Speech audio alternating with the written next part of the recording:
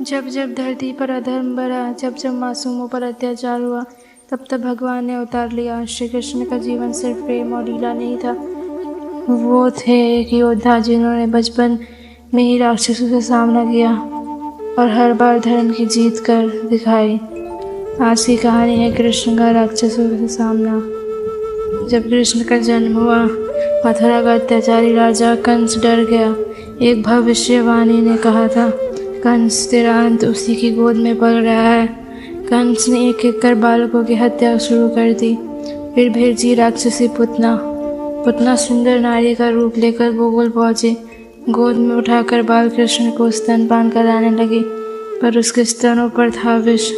लेकिन जैसे ही कृष्ण ने उसका स्पर्श किया, उसका असली रूप प्रकट हो गया। कृष्ण ने उसकी प्राण वायु खींच ली।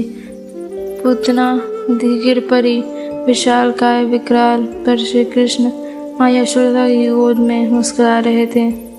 एक दिन बाल कृष्ण को छाँव में सुलाया गया। उनके पास रखा गया था एक बड़ा सा लकड़ी का रथ, जिसमें छुपा था सक्तासुर नामक राक्षस। जैसे ही राक्षस ने कृष्ण को दबोचने की कोशिश की, कृष्ण ने अपने नन्हे पैर से झटका मारा। पूरा रथ हिल गया और राक्षस वहीं समाप्त हो गया। गोकुल के लोग हैरान थे, पर सब समझ चुके थे यह कोई साधारण बालक नहीं है। एक दिन यशोदा माँ बाल कृष्ण को झूले से झूला झुला रही थी। तभी आसमान से आया तूफानी राक्षस त्रिनाव्रत।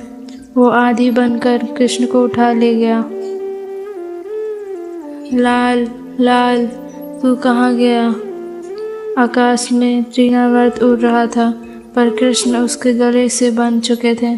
जैसे जैसे वह ऊपर गया, कृष्ण का भार बढ़ता गया और अंत में राक्षस नीचे गिर पड़ा। कृष्ण शांत थे, धरती पर मुस्कुराते हुए। कृष्ण और बलराम अब गाय चढ़ाने लगे थे। तभी एक दिन एक सुंदर बछड़ा आया, पर वह असली नहीं था, वह था वत्सासुर। बलराम, यह बछड़ा कुछ अजीब है, और एक क्षण में कृष्ण ने उसे पकड़कर उठाया और वृक्ष से दे मारा। राक्षस वहीं ढेर हो गया। इसके बाद आया बकासुर। बड़ा सा बगुला बनकर कृष्ण को निगल गया। लेकिन जैसे ही कृष्ण ने अंदर से फन मारा, बकासुर ने उन्हें उगल दिया और कृष्ण ने उनका गला पकड़कर उसे नष्ट कर दिया। अब आया सबसे विकराल राक्षस अघासुर, जिसने विशाल अजगर का रूप लिया। उसका मुंह इतना बड़ा था कि कृष्ण के सारे सखा उसमें चले गए। अब बहुत हो गया। वो खुद अघासुर के अंदर गए और वहीं से अपनी शक्ति प्रकट की। सांप का शरीर फट गया। सभी बालक सुरक्षित बाहर आए। गोकुलवासियों ने यह सब देखा और स्तब्ध रह गए। कृष्ण ने केवल राक्षसों को नहीं, देवताओं को भी उनके अहंकार का उत्तर दिया।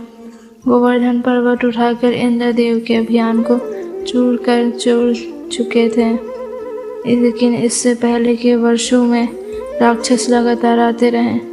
क्यों?